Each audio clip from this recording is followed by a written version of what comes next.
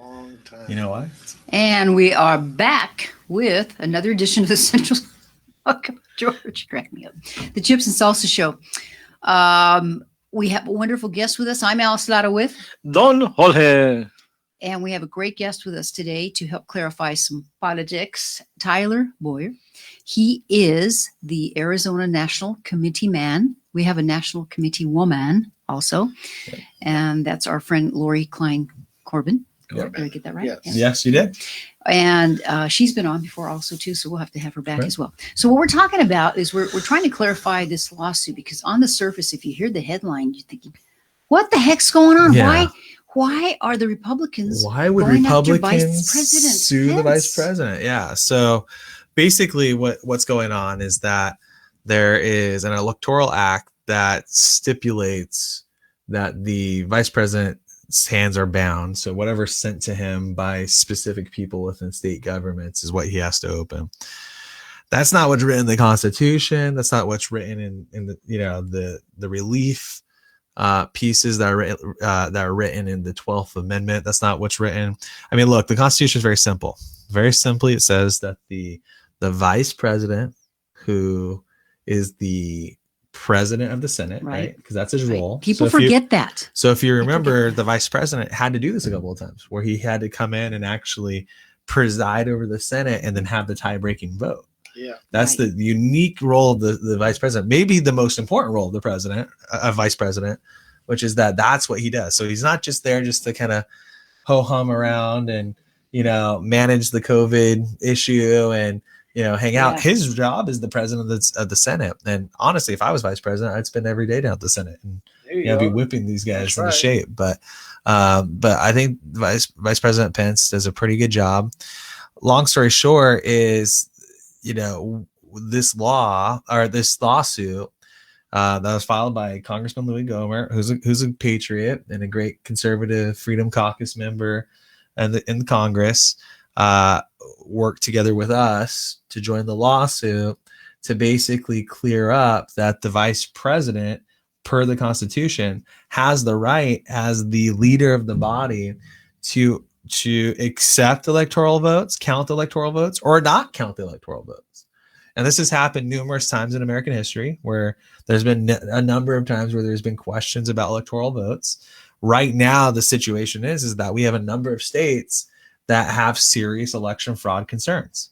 And so since there's so many issues, there's so many states that are so close. I mean, Arizona's so close.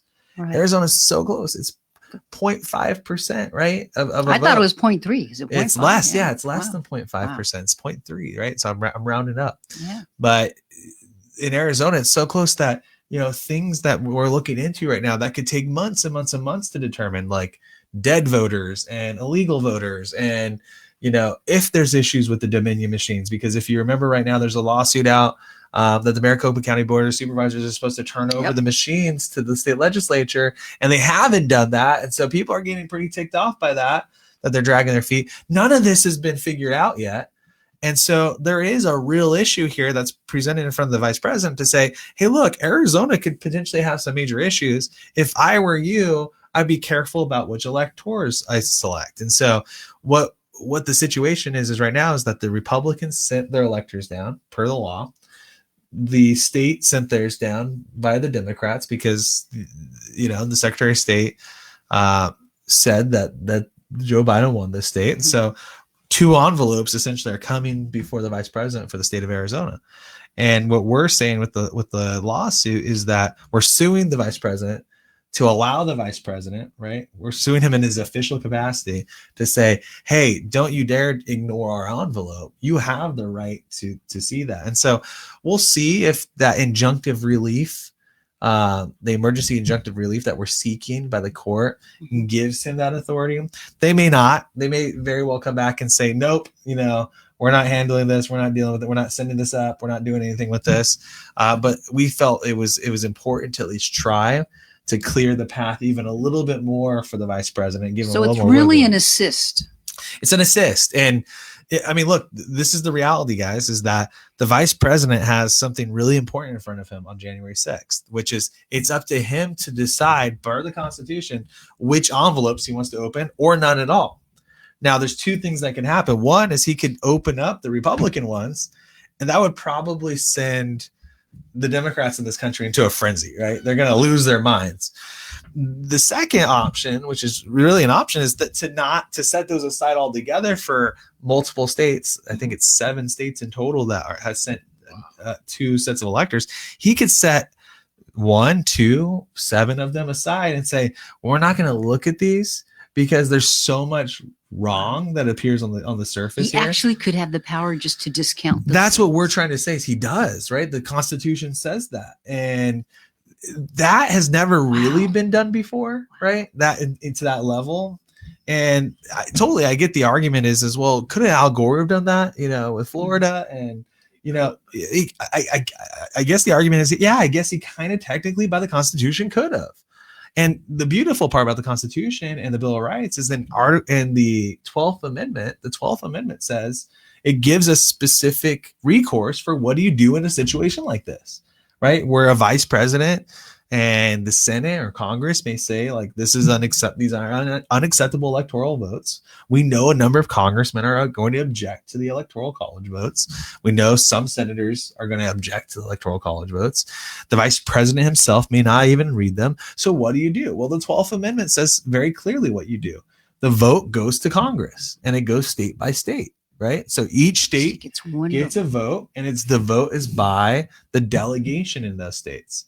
And so, it just so happens there's more Republican delegations than there are Democrat. That may be the reason why. I don't know the exact history on it. That may be the reason why the Gore people never approached that, because there were too many Republicans. So it was fruitless anyways. Right. Mm-hmm. But guess what? We're in the situation now where if the vice president mans up, which he sounded pretty manly. I just got back from our student action summit. How was the testosterone level? Yeah. And he sounded like he was ready to go. If he does that, then it could go per the 12th Amendment to Congress.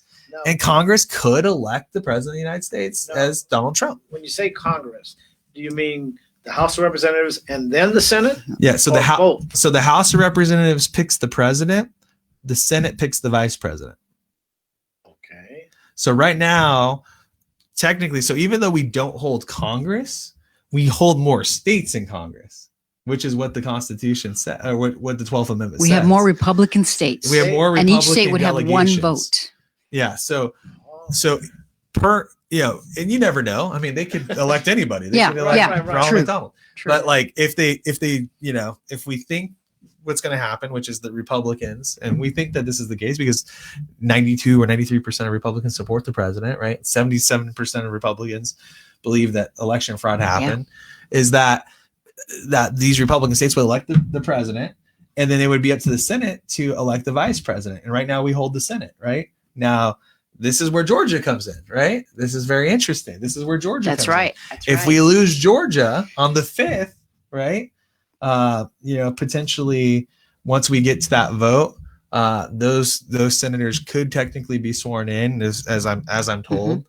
And that could impact the vote for vice president. So you could arguably in this country, I'm not saying this would happen, but you could arguably end up with a Republican president and a Democrat vice president for the first time in a long time, since I think, Thomas, the 2-party, governing model happened, but that would be bad. It doesn't look like it's trending that way, but it's basically the possibility of what can happen. So even though the House has the numbers are skewed because the states are what votes, 1 vote per state. So Arizona. So this is what's so funny and what's so interesting is that, our lawsuit, I will never technically. So if the only way that I would become a recognized elector is that the vice president just discarded the Democrats and they picked ours, because I was elector and Kelly and everybody else.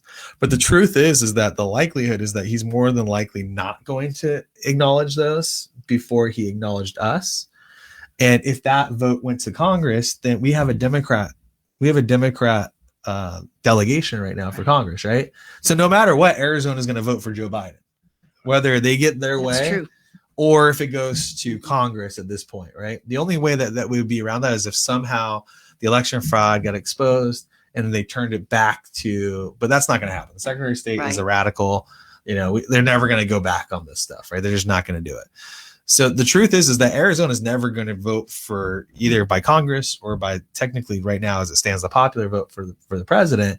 But that doesn't matter, because if all the states do, they'll likely vote for Donald Trump for president. So if you can imagine, I mean, yeah, the left is going to be in a frenzy. They're going to be very upset if that happens. But the truth is that, 6 months from now, if we found out and discovered that all this election fraud, let's just focus just on the Dominion issue. What if we find out at some point, right, which it looks like is happening, there's reports of it happening, that the Dominion issue is real, that there was vote switching and there were major issues. Well, we would have an absolute civil war in our hands 6 months from now if that was the case and Joe Biden was president, right? Then we'd have to impeach the guy over that. Then we'd have to impeach Kamala Harris too. And then guess who becomes president right now? Nancy Pelosi would then become president. Speaker. So it matters. This stuff matters now, right? And it's never happened before. And I understand that there's some uncomfortability, but I'm as an elector and filing these lawsuits and being part of these, I'm happy to sit down with anybody that has questions about it and kind of explain all this to them and say, look, guys, this is a very real, serious thing, and we have to take it very seriously right now. I like that, though, because we forget that we have tools. The founders were just brilliant. I mean, to put those little things in place. Well, this happens or that happens, and then to actually do your job. You swear to uphold the Constitution, and all of us. If this thing, we are just. I can't even believe that I'm living right now. Sometimes I wake up, I think this is a political twilight zone.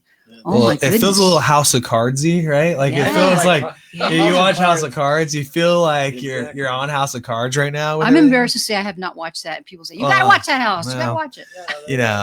What's his face isn't great. Manipulate elections. Kevin Spacey's a weirdo. But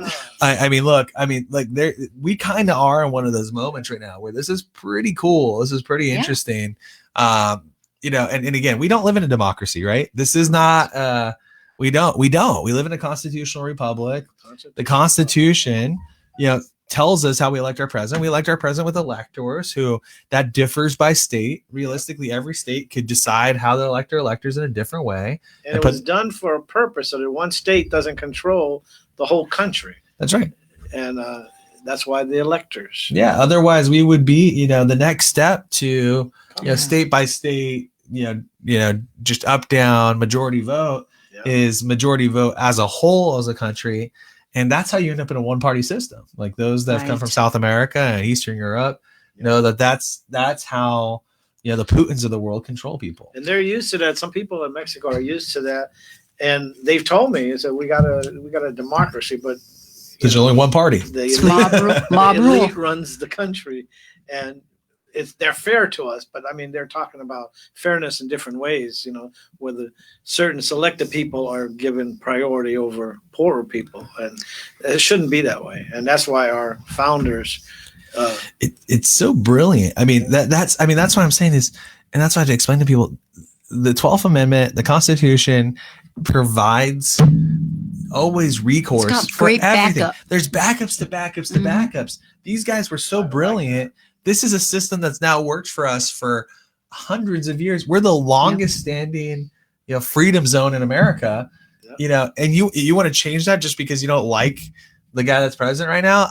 I would be careful about that. I'd be careful what you wish for. So. We are so lucky, and we are still the greatest country in the world. We want to maintain that. And we want to maintain our status as the greatest show on Central City Radio as well. So we are going to take away for a couple minutes and pay some bills, and we'll be right back with more of the Chips and Salsa Show. I'm Alice Lara Whip.